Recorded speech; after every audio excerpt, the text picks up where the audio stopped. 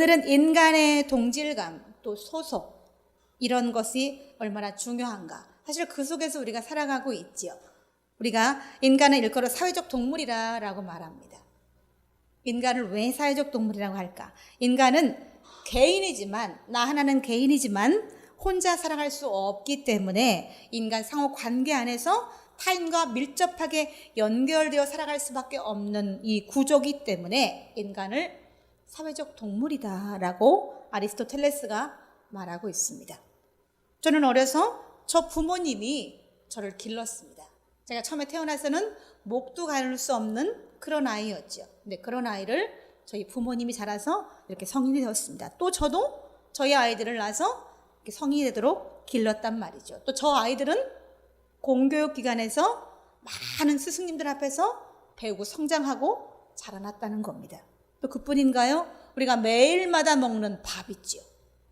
그 밥도 우리는 내가 생산하지 않았어요. 그 쌀을 생산하는 사람은 따로 있지요.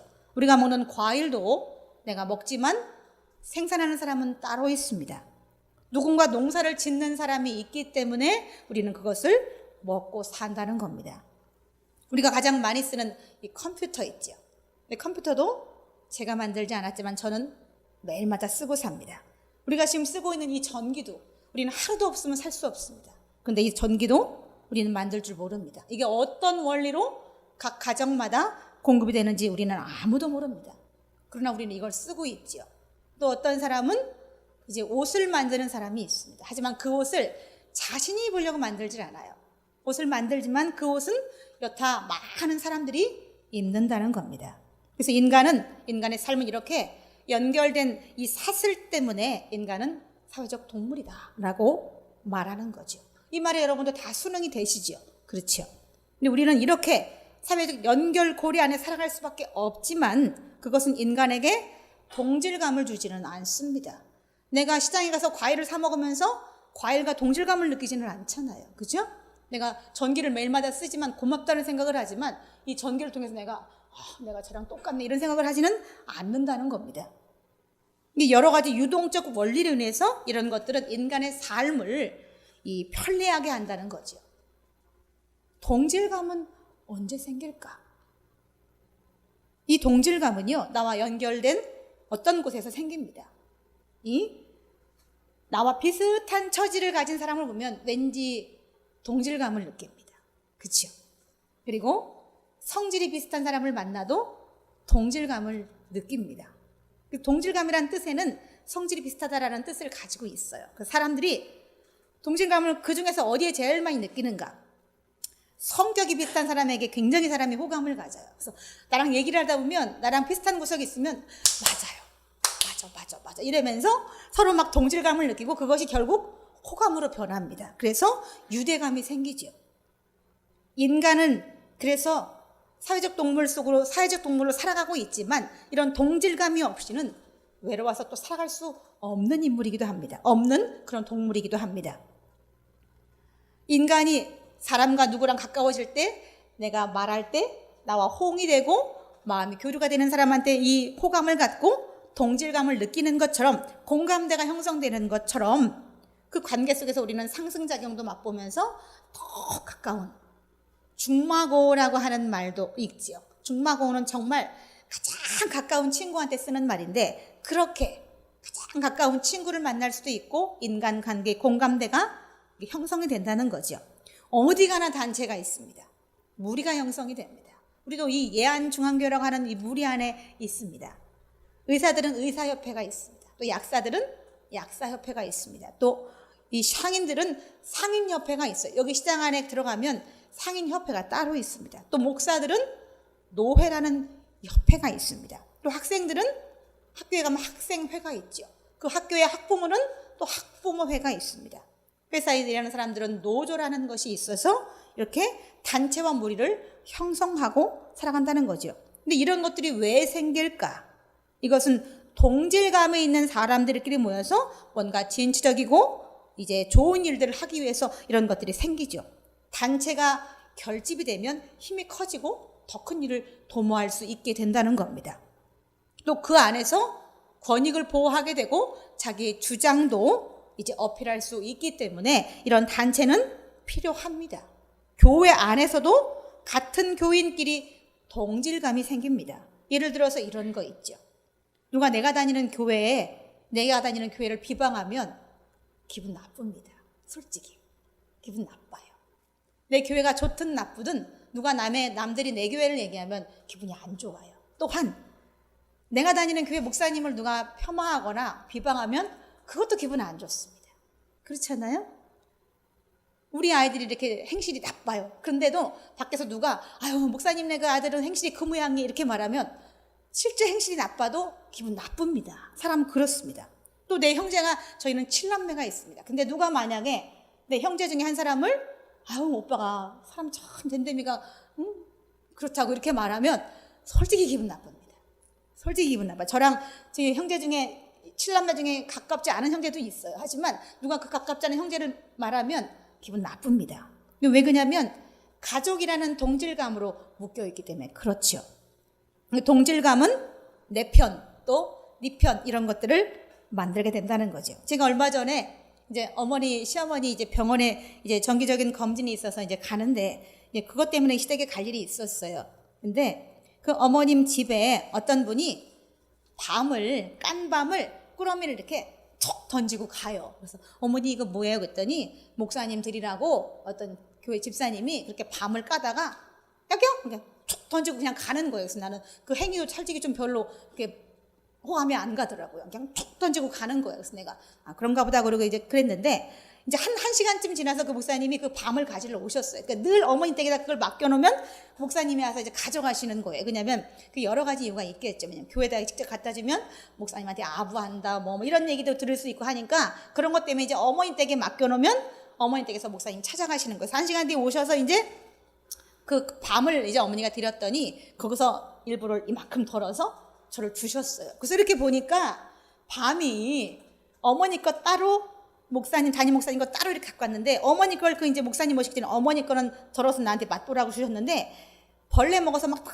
잘라낸 잘 자란 밤이었어요. 그래서 나는 밤이 이렇구나 그러고 봤는데 목사님이 당신 거를 꺼내서 나한테 주는데 보니까 밤이 막 이렇게 굵은 거예요. 굵고 벌레도 하나도 안 먹은 그런 좋은 거를 목사님 드시라고 이렇게 딱 꺼내서 목사님 날 먹으라고 딱 주시는데 순간 보는 순간 굉장히 마음이 상했습니다. 순간 보는 순간. 이게 어머니는 그 밤 벌레 먹고 잘 자란 밤을 막 그냥 그것도 맛있다 그러면서 막 드시는데 저는 며칠 동안 속이 당하더라고. 그게 굉장히 기분이 나빴어요. 그래서 제가 어떤 마음이 며칠 동안 들었냐면 내가 두고 봐. 내가 다음에 그 어머니 댁 가면 내가 보란 듯이 가서 제일 좋은 거 사서 어머니한테 갖다 드려야 되겠다. 내가 그 양반한테 가서 제일 좋은 밤을 사서 어머니한테 갖다 드려야 되겠다. 이런 마음이 제 속에 막 확 드는 거예요. 근데 왜 이런 마음이 드는가? 제가 어머니가 시어머니지만 내 어머니란 말이죠. 근데 누가 어머니를 홀대한다고 생각하니까 굉장히 기분이 안 좋더라고요. 며칠 동안이나 제가 기분이 안 좋아서 막 두고 봐. 내가 제일 좋은 걸로 어머니한테 사다 드려야지. 이런 생각이 들 정도로 마음이 안 좋았단 말이죠. 벌레 먹고 잘 자란 것을 저희 어머니는 막 감사하다라고 그걸 웃어가면서 드시는데 며느리인 나는 누군가 어머니를 저렇게 홀대한다고 생각하니까 기분이 나빴어요. 그분이 그걸 툭 던지고 가는 이유는 거기다 목사님한테 갖다 이제 맡기면서 어머니한테 이제 거기다 맡겨서 가져가니까 생색을 내시는 거예요. 전해주니까 그것 때문에 이걸 그나마 그 벌레 먹은 밤이라도 주는데 그분이 그 못마땅한 게 그냥 이렇게 탁 던지는데 확 느껴지면서 내가 거기다 그렇게 벌레 먹고 잘 자란 밤만을 골라서 어머니한테 갖다 줬길래 기분이 좋지 않았는데 왜 그러느냐? 어머니가 내 가족이기 때문에 그런 거죠. 밉든 곱든 그분이 내 어머니란 말이죠. 근데 누군가 내 어머니를 홀대한다고 생각하니까 기분이 많이 상하더라는 겁니다. 이런 동질감, 이 소속감은 사실 꼭 필요하다고 느껴집니다. 보이지 않지만 이 끈끈한 정이 그 안에 사실 있는 거죠. 근데 이 이권에 개입된 동질감도 있지요. 우리나라 정치판에 이런 것들이 사실 많이 있죠. 국민을 위한다고 하긴 하지만 사실은 당의 이익만을 위해서 움직이는 정치 당파들이 참으로 많습니다. 그래서 결국 그 정치인들이 당파 싸움을 하면 결국 골탕 먹는 것은 국민들이죠. 결국 세금을 만들어내고 올리고 목을 조이고 막 이런 피해를 보는 것은 결국 국민들이란 말이죠. 그래서 정치인들은 양심이나 진실 이런 것도 그렇게 중요하게 여기지 않고 줏대도 없어요. 여기 가선 이 말하고 저기 가선 저 말하고 막 이렇게 처신하는 그 이유가 오직 이익을 위해서, 내 당을 위해서만 움직인다는 말이죠. 근데 이런 동질감은 사실 개선이 되어야 될 필요성이 있긴 있지요. 근데 오늘 본문에서 제가 왜 이런 말씀을 이렇게 서두에 드리냐면, 오늘 본문에 이런 양상들을 가지고 있는 모습을 우리가 보기 때문에 그랬습니다. 오늘 본문에 이 고린도 교회 사람들은 지금 싸움을 하고 있습니다. 바울이 맨 처음에 이 고린도 교회에 복음을 전했고, 그 복음을 전한 복음을 이제 자라나게 하고 교회를 성장시키는 일을 한 것은 아볼로라고 하는 인물입니다.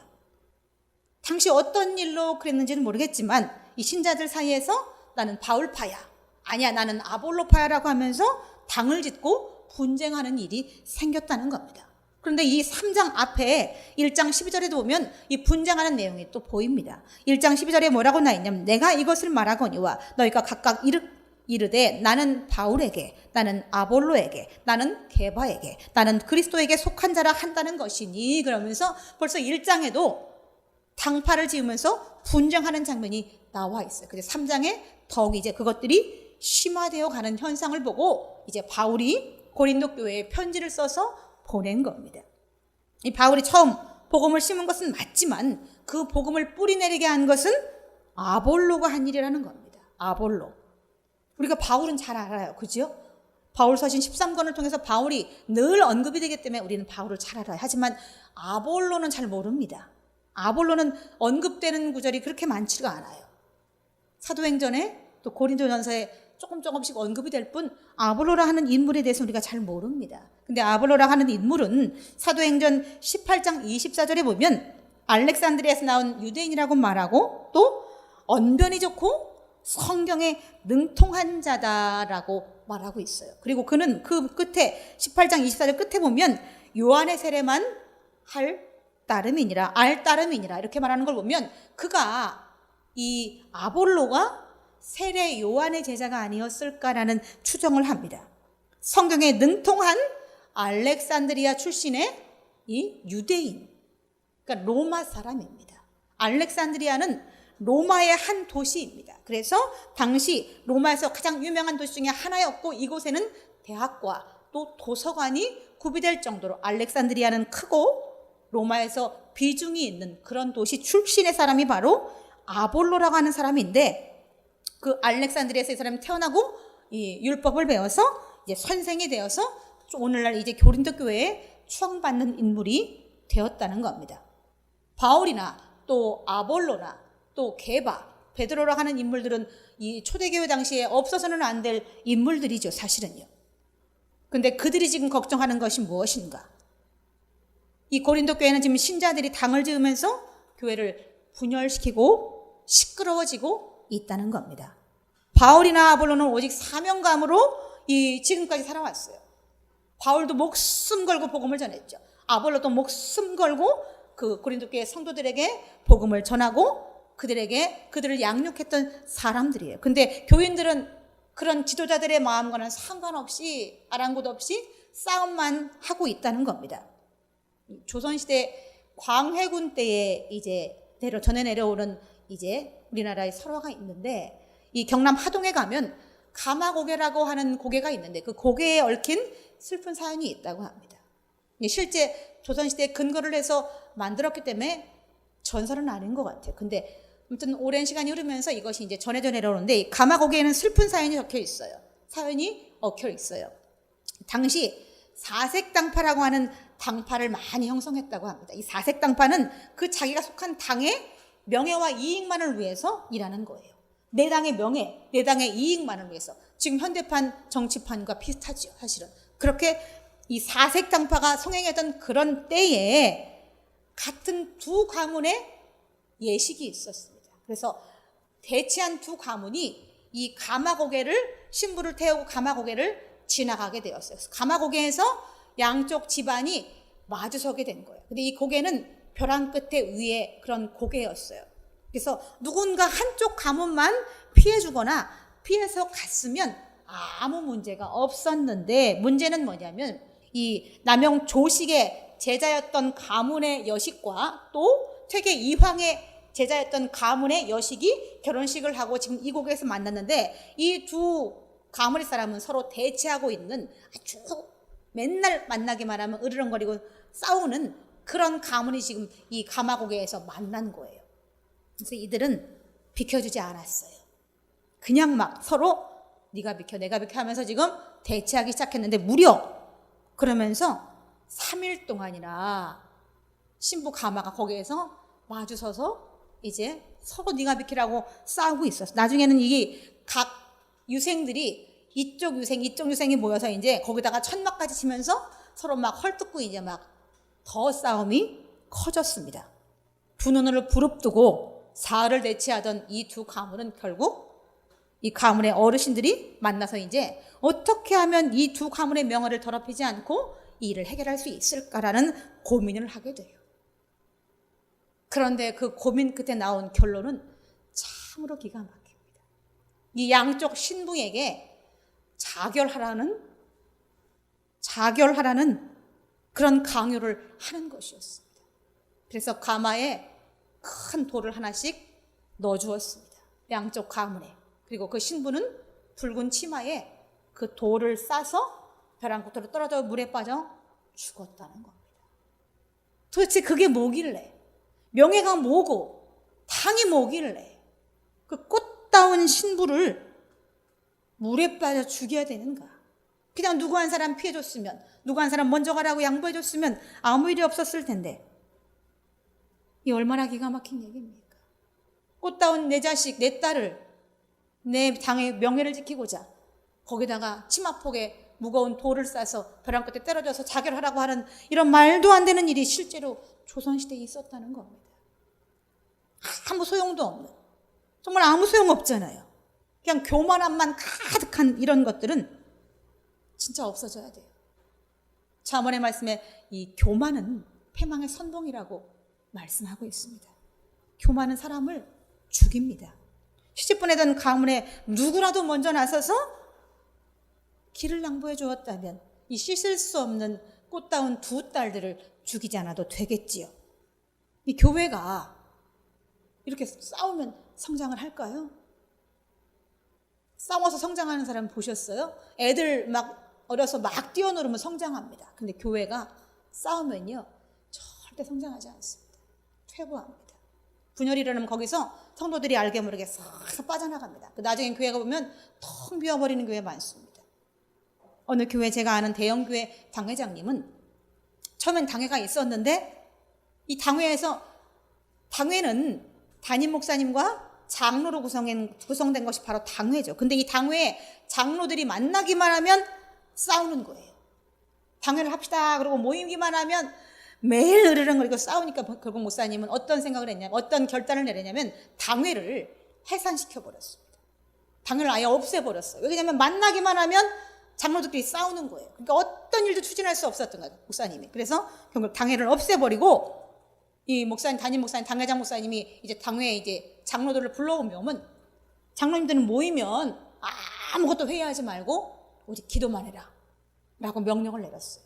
그리고 그렇게 싸움질을 하던 당회는 이제 없어지고 나서는, 모임은 이제 목사님이 명령을 내렸잖아요. 아무 말도 하지 말고 기도만 해라 라고 명령을 떨어졌으니 당회 장로님들이 싸울 수가 없었어요. 그래서 싸움이 줄어들었고 결국 이제 교회가 평안을 찾았고 교회가 이제 하나 될 수 있었다라는 얘기를 그 큰 대형교회 당회장님이 저희 백석대학에 오셔서 하시는 얘기를 제가 들은 적이 있습니다.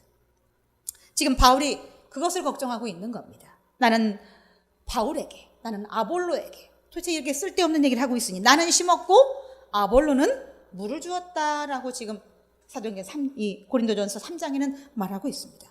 심는 자와 물 주는 자가 따로따로가 아니라 물 주는 자와 심고 물 주는 자가 협력해야지 그 심은 그 식물이 자라날 수 있다는 겁니다. 열매를 맺을 수 있다는 겁니다. 그래서 주의 뜻대로 부르심을 입은 자들은 합력하여 선을 이룬다라고 로마서 8장 28절에는 말씀하고 있다는 겁니다. 우리가 서로 힘을 합하면 하나님이 우리를 도우십니다. 심는 자나 물 주는 자는 아무것도 아니로되 오직 하나님께서 자라게 하신다라고 말씀하시는 건 바로 그거지요. 우리가 심는 자와 물 주는 자가 합력하면 하나님께서 그 식물을 자라게 하듯이 우리 교회도 그런 거죠. 서로 힘을 보태고 서로 잘한다고 응원해주는 이런 문화 진짜 필요하지 않을까요? 다윗 왕 때에 이스라엘은 통일 왕국을 이루었습니다. 근데 어떻게 이렇게 큰 이스라엘이라는 나라가 흩어진 이스라엘 백성들이 하나가 되어서 통일 왕국을 이룰 수 있었을까? 이 이스라엘 땅의 군사들, 백성들은 오직 다윗 왕을 따랐습니다.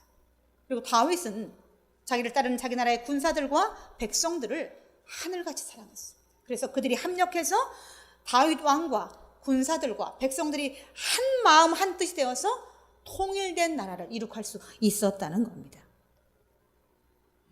어디든지 오늘 나오는 이 고린도 교회에도 오직 하나가 되어야 하는 것만 지금 필요한 거죠. 하나를 만드는 사명감만 필요합니다. 하나를 만드는 사명감.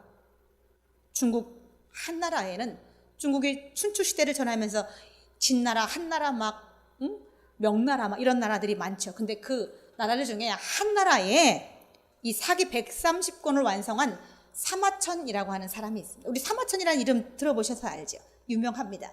사기 130권을 완성한 인물이 바로 이 사마천인데, 원래 이 사기는 사마천의 아버지가 황제의 명을 받고 이제 2000년, 그 오랜 전부터 상고시대부터 이 한나라 때 그 당시까지 2000년의 역사를 그 사마천의 아버지에게 이 젖을 해라라는 명령을 받고 아버지가 하다가 중간에 아버지가 이제 사망하고 말았습니다. 근데 아버지가 죽기 전에 이 사마천에게 내가 하던 이 일을 맡아서 끝 마무리를 지어달라는 이 유언을 받게 되고, 실제 사마천은 이 태사령이라고 하는 이 관직의 임명을 받고 이 아버지의 일을 이어서 하게 되었다는 겁니다. 사마천이. 그리고 기원전 99년에 이제 한나라의 황제 무제는 이제 북방의 흉노에게 자꾸만 시비를 걸었어요. 그래서 그 땅을 침입해서 그 땅을 빼앗고자 이 한나라의 황제였던 무제는 자꾸 싸움을 걸었지만 아쉽게도 군사는 많이 주지 않았어요. 그래서 이 무제의 신하였던 이릉 장군은 5천도 안 되는 군사로 이 흉노를 대적해서 싸우다가 패하고 말았어요. 그래서 그 흉노족의 포로가 되고 말았어요. 그 일을 들은 이 황제 무제는 이릉을 처벌하려고 신하들을 불렀습니다. 그래서 많은 이 중국의 황제들이 모였고 그들이 하나같이 다 이릉 장군을 엄벌해달라는 주청을 드리게 됩니다. 근데 그 중에 섞여있던 사마천은 그러지 않았습니다. 황제시여, 이릉은 충절과 용감으로 이 일을 하였고 다만 병사가 너무 적어서 어려움을 겪었고 패할 수밖에 없었습니다라고 아뢰게 되었고, 이 일로 인해서 사마천은 이 황제 무제에게 미움을 받게 됩니다. 황제가 굉장히 분노해서 결국 뭐라고 명했냐면 사마천의 생식기를 잘라버려라 라고 명령을 내렸고, 사마천의 생식기는 잘리고 옥에 몇 년 동안 갇히게 되었어요. 선비였던 이 사마천은 이 굴욕감에 씻을 수 없었어요. 막 죽음보다 더 굴욕을 느끼는 이 굴욕감 속에 죽고 싶었지만 자기 아버지가 죽기 전에 맡긴 이 사기 완성을 위해서 죽을 수가 없었다는 겁니다. 그래서 몇 년 뒤에 사마천은 추록하게 되었고 다시 이 일을, 사기를 완성하는 일을 하게 되었습니다. 이 선한 말을 하다가 결국 생식기가 잘리고 옥에도 갇혔지만 사마천은 대의를 위해서 자기를 낮추는 사람이었습니다. 마침내 사마천은 사기 130권을 완성해서 지금도 중국인들이 가장 자랑스럽게 여기는 역사서가 바로 이 사기라고 합니다. 그때 사마천이 왕이 자기를 능멸할 때 그때 그만두었다면 이 사기 130권이 완성될 수 있었겠는가라는 거죠. 우리 교회에도 이런 대의를 품은 그런 성도가 필요합니다. 다툼이 있는 곳에 일치를 위해서 기꺼이 머리 숙일 수 있는 그런 성도가 필요합니다. 또 남보다 더 헌신하지만 결코 나보다 나약한 사람을 폄하하지 않는 그리스도의 인격을 가진 사람이 필요합니다. 수고하고 무거운 짐은 내가 다 지지만 늘 감사하다라고 감사가 끊이지 않는 그런 성도가 우리 교회에는 필요합니다. 사명감은 오직 선하게만 발휘되어야 된다는 겁니다. 내가 사명을 감당하면서 늘 잘난 체하고 막 말이 많고 모든 사람을 다 못마땅하게 말하고 그러면 그 사명감은 사실 의미가 없는 거죠. 여러분은 어디에 소속되어 계십니까? 지금 여기 본문에 나는 바울파다, 나는 아볼로파다라고 주장하는 사람이 있는데 여러분 어디에 소속된 분들입니까? 자기 당의 명예를 위해서 딸들을 죽일 수밖에 없었던 광해군 때에 이 가마곡의 사연은 참으로 가슴 아픈 우리에게 교훈을 남겨주고 있습니다. 우리는 우리의 당은 오직 하나님이어야 됩니다. 여호와는 선하시며 그의 인자하심이 영원하다라고 우리 하나님을 시편 107편 1편은 말하고 있습니다. 또 골로새서 2장 19절에 보면 온몸이 머리로 말미암아 마디와 힘줄로 공급을 받고 연합하여 하나님이 자라게 하시느니라. 연합하여 하나님이 우리 모두를 자라게 하신다는 거죠. 우리가 연합하지 않으면 자라날 수 없어요. 결국 물 한 번 보다 심어놓고 물 주지 않으면 말라 죽습니다. 여기 나와 있는 이 강산의 이 화초들도요, 주기적으로 물을 주기 때문에 얘들이 살아있는 겁니다. 일주일에 물을 제가 2-3번을 주거든요. 근데 한 번을 빼먹잖아요. 그럼 오면 반드시 이파리 끝이 말라져 있어요. 그러니까 누구는 심었고 누구는 끝없이 물을 주고 합력해야지만 이 꽃들이 이렇게, 이 화초들이 이렇게 싱싱하게 자라날 수 있는 것처럼 우리 교회도 그래야 된다는 겁니다. 우리가 어디에 소속되어 있든 이게 중요한 게 아니라 합력해서 선을 이루는 마음, 이게 중요하다는 겁니다. 저기 뒤에 오늘 못 보던 거 혹시 보신 분 있으세요? 저게 뭔 줄 아세요? 손양원 목사님께서 2아들을 총으로 잃고 나서 그 아들 2아들의 장례 예배 때 한 감사 기도문입니다. 큰아들, 둘째 아들을 총살을 당해서 잃고 나서 그 장례 예배 때 저렇게 장례 예배 때 감사 기도가 말이 됩니까? 네, 9가지 감사를 저기다 써붙였는데 이 손양원 목사님이라는 분이 있지요. 저는 저게 여수 애양원 가서 제가 사온 겁니다. 몇 년 전에 사왔는데 제가 저희 화장대 서랍에 거의 모셔놨다가 제가 몇 주 전부터 저거를 갖고 와야지 마음먹었는데 계속 잊어버려서 못 갖고 왔는데 오늘은 생각이 나더라고, 아침에. 그래서 얼른 꺼내서 오늘은 챙겨서 저렇게 저기다가 붙여놨습니다. 여러분 저 감사기도문 한번 읽어보세요. 굉장히 은혜가 됩니다. 이 손양원 목사님 여러분도 아시다시피 나병 환자가 가득한 이 여수에서 이 나병 환자들을 위해서 사셨죠. 나병은 지금은 치료가 가능한 병이지만 옛날엔 치료되지 않았어요. 모든 살이 다 썩어서 없어지지만 통증조차 느끼지 못하는 것이 바로 이 저주의 병인 나병입니다. 성경에 저주받은 사람이 늘 걸리는 병이 바로 나병입니다. 하나님의 저주를 받은 사람이 늘 나병을 받아서 온몸이 다 썩어서 곪고 구더기가 생겨서 죽고 마는 병이 바로 이건데, 이 나병이 걸린 사람들을 위해서 사신 분이 바로 손양원 목사라는 분이라는 거죠. 아무도 이 나병 걸린 사람을 돌볼 수가 없습니다. 그래서 이 유대인들도 보면은요, 유대인 지역에 나병이 걸리면 진영 밖에 외진 곳에 그들은 기거합니다. 바위 틈이나 동굴 속에서 밖도 나올 수 없어요. 왜냐하면 나오면 공기로 그것이 전염되기 때문에 나병이 걸리면 그때부터는 이제 살아도 산 목숨이 아닌데, 이 아무도 돌보지 않은 나병 환자들에게 손양원 목사님이 계셨기 때문에 죽음보다 더 고통스러운 이 삶을 살던 나병 환자들이 살아갈 수 있었다는 겁니다. 손양원 목사라고 나병이 두렵지 않았겠어요? 공기로 전염되는데 두렵지 않았겠는가? 사람 다 똑같잖아요. 두렵습니다. 그런데 그 두려움을 이겨내게 한 것은 바로 하나님의 사랑이죠. 하나님의 사랑으로 이 사명감을 가지고는 손양원 목사는 그곳에 들어가 살 수 있었던 겁니다. 그곳에서 아이들을 줄줄이 낳으면서 그 나병 환자들 틈속에서 아이들을 낳으면서 그렇게 키우면서 그들과 함께하며 살아갈 수 있었다는 겁니다. 그래서 그 나병 환자들이 하나님께 영광 돌리고 그 문드러진 몸으로 손가락이 다 잘리고 코도 없고 막 이런 몸으로 예배를 드리면서 살아갈 수 있다는 겁니다. 지금은 나병 환자가 완전히 다 소멸되고 없어졌습니다. 하지만 그 흔적이 남은 사람들은 있더라고요. 갔더니 거기에 몸이 여기저기가 없는 분이 많아요. 손도 이렇게 막 다 잘리고 다 썩어서 없어져서 이렇게 요만큼 통만 남은 분도 있고, 어떤 분은 코도 이렇게 막 절반 이상 이그러진 분도 있고, 여러 사람이 있는데 그들이 거기서는 이제 완전히 완치를 받아서 예배를 드리는데, 그들을 볼 때 우리는 손양원 목사님을 떠올린단 말이죠. 손양원 목사가 그곳에서 그들을 위해서 헌신하고 사명감을 가지고 오직 하나님파, 오직 하나님의 사랑으로 저들을 돌보리라는 그런 사명감을 가지고 그곳에서 일했기 때문에 그것이 지금은 그렇게 한센병 환자가 한 명도 없는 누구나 갈 수 있는, 이제 격리를 펼 필요도 없고 우리가 아무나 가서 그들과 손잡고 껴안을 수도 있고 그들과 얼굴을 보일 수도 있는 그런 환경이 만들어지게 되었다는 겁니다. 오직 우리는 하나님 안에서 한 가족이다라는 거죠. 내가 그토록 미워하던 그도 그리스도 안에서 나와 한 가족이다 라는 것을 저는 매일 배웁니다. 사랑하는 성도 여러분, 저는 매일마다 받아들이는 것을 배우고 삽니다. 받아들이는 것. 저에게도 미워하는 사람이 어찌 없겠습니까?